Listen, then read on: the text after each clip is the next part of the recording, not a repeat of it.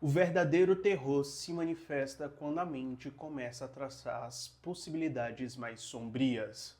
Eu não tirei essa frase do absoluto nada, é uma frase que tá nesse livro bem aqui, que eu acho que vocês já estão carecas de ver por aqui, mas eu sinceramente gostaria de abraçar e entrar um pouco mais a fundo no significado prático dessa frase aqui na vida de qualquer pessoa.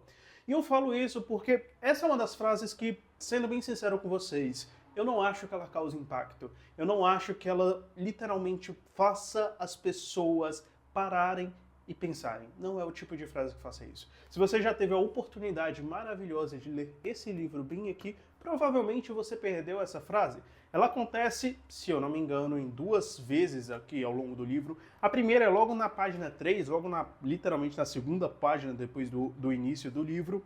E posteriormente eu sei que mais lá na frente ela tende a ocorrer novamente. Mas nunca é o tipo de frase que as pessoas comentam comigo.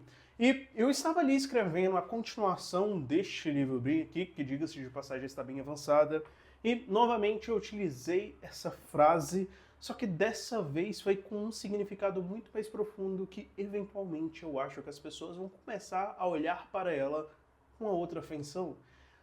E por que eu falo isso?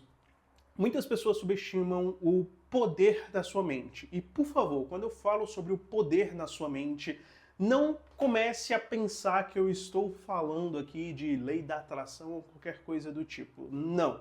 Não é esse tipo de coisa. Eu estou falando literalmente sobre o poder que as suas próprias palavras, que os seus próprios pensamentos têm sobre a sua vida.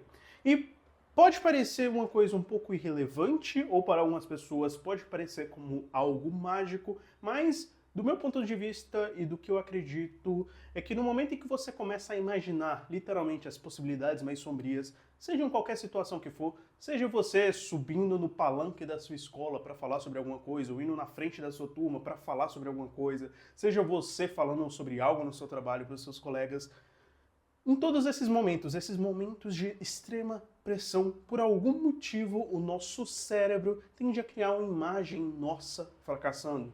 Nós tendemos a ver nós mesmos pensando, e aí, o que vai acontecer comigo? Vai dar errado, vai dar errado, eu vou surtar. Então a maioria das pessoas simplesmente começam a surtar. Elas começam a surtar, elas começam a imaginar as possibilidades mais sombrias, imaginar tudo que poderia dar errado. E eventualmente, pelo menos uma coisa que eu aprendi, principalmente com o esporte, principalmente com o judô, é que no momento em que você visualiza um golpe, no momento que você visualiza a maneira como você vai fazer uma técnica para projetar a outra pessoa e eventualmente vencer a luta, esse momento é extremamente importante. Você vai fazer a repetição milhares de vezes fisicamente e eventualmente você precisa se imaginar executando aquela coisa. E por que eu entrei nisso? Por que eu puxei até esse mesmo exemplo? No momento em que você começa a se visualizar fracassando, no momento em que você começa a criar essa imagem, essa autoimagem de fracasso, você simplesmente aumenta as suas tendências de fracasso. Pelo menos foi isso que eu também já passei no próprio judô. Todas as vezes em que eu me imaginei, por algum motivo, errando um golpe no meio da luta, sempre aconteceu de eu errar. Pode ser coincidência? Sim. Eu acredito que é coincidência? Não. O mesmo acontece em outras situações. Fora isso, sempre pense que o nosso cérebro funciona quase como se fosse um computador.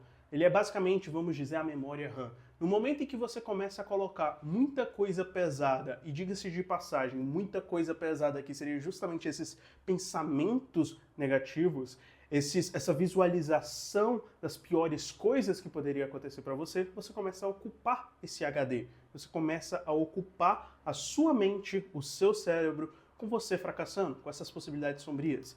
E é nesse momento que a maioria das pessoas tende a parar, é nesse momento que elas tendem a surtar,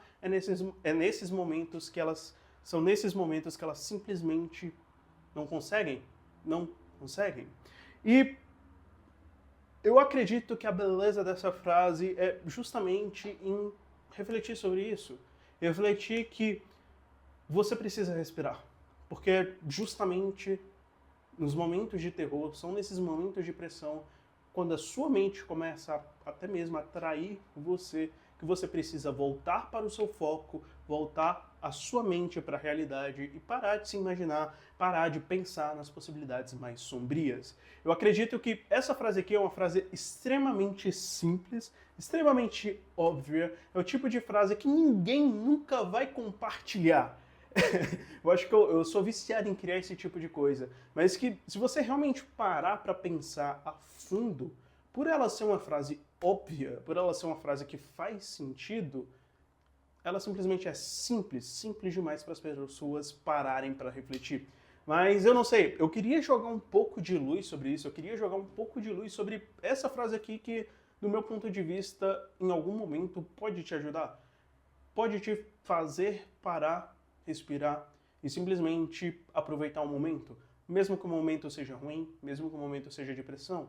Eu gosto muito de pensar que, na maior parte do tempo, tudo é um grande show e você é a pessoa que precisa tomar as rédeas desse show.